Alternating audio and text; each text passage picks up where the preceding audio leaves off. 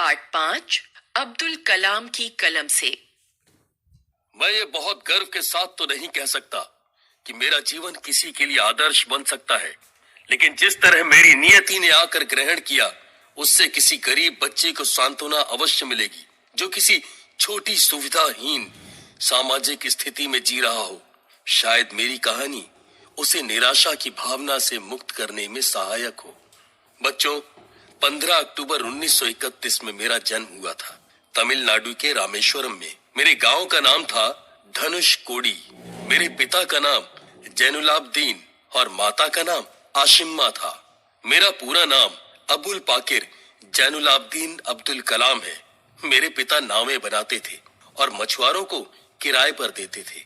हम एक संयुक्त परिवार में रहते थे और घर का गुजारा बड़ी मुश्किल से ही हो पाता था। मेरे पिताजी की लगन, उनके ऊंचे विचारों और उनकी कर्मठता ने मुझे प्रारंभ से ही अत्यधिक प्रभावित किया और अपने व्यक्तित्व में ये गुण मैंने आत्मसात भी किए।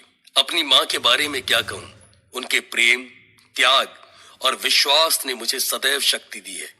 उनके प्रति अपनी इन भावनाओं को मैंने अपनी एक कविता में पिरो दिया है, जो मेरी पुस्तक विंग्स ऑफ फायर के प्रथम पृष्ठ पर ही मुद्रित है।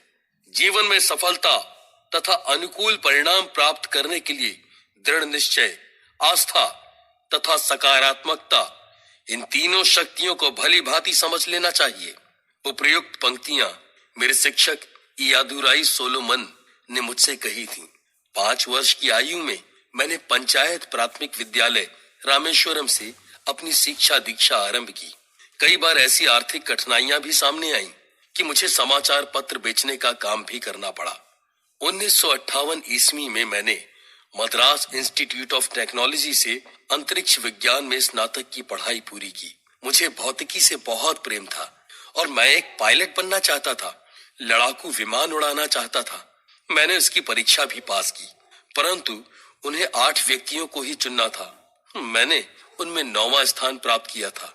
यहीं से मैंने अपनी दिशा बदल ली।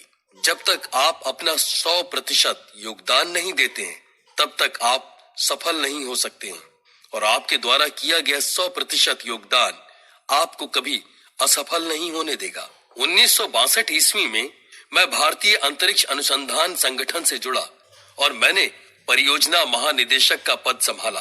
भारत का पहला स्वदेशी उपग्रह प्रक्षेपास्त्र SVL तृतीय बनाया। पृथ्वी और अग्नि जैसे प्रक्षेपास्त्र स्वदेशी तकनीक से बनाए।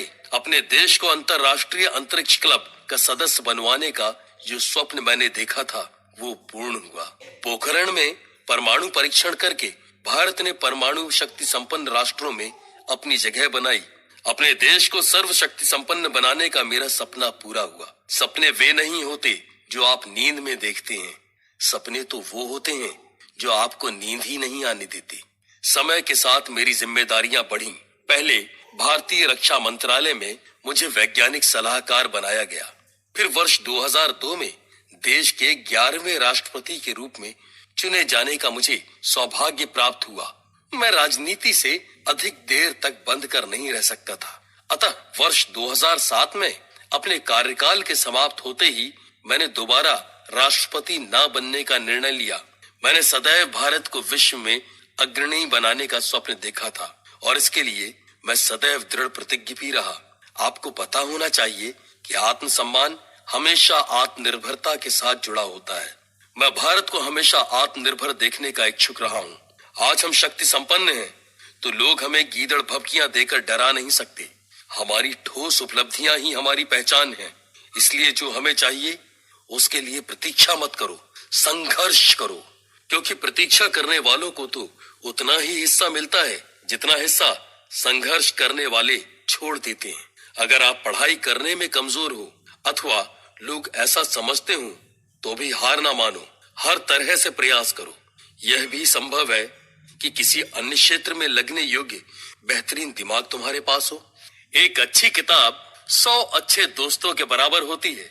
मैं भी आपके लिए, अपनी पीढ़ियों के लिए ऐसी किताबें लिखना चाहता था जो हमेशा के लिए प्रेरणादायक बने। मैंने इसके लिए प्रयास भी किया और अनेक पुस्तकें लिखी, जैसे India 2020, a vision for the new millennium, my journey, ignited minds, unleashing the power with in India, wings of fire आदि। अपने देश भारत में मुझे बहुत मान सम्मान मिला है। मुझे भारत रत्न, पद्म विभूषण, पद्म भूषण जैसे कई सम्मान प्रदान किए गए। अनेकों विश्वविद्यालयों ने मुझे डॉक्टरेट की मानद उपाधि दी। बच्चों, संगीत में मुझे विशेष रुचि है। मुझे कर्नाटक भक्ति संगीत सुनना बहुत अच्छा लगता है। कभी कभी वेन्नई वाद्य बजाता हूँ। बचपन से ही अपने देश की मिली जुली संस्कृति से मुझे बहुत प्रेम रहा है। मैंने गीता का अध्ययन मनन पूरे मनोयोग से किया है। बच्चों से अपने विचारों का आदान प्रदान करना मुझे सदैव भाता रहा है। मैं सभी भारतीयों से यही कहना चाहता हूँ कि आत्मविश्वास और कर्मठता हमारी सफलता को जड़ से मिटाने के लिए परम आवश्यक औषधियां हैं।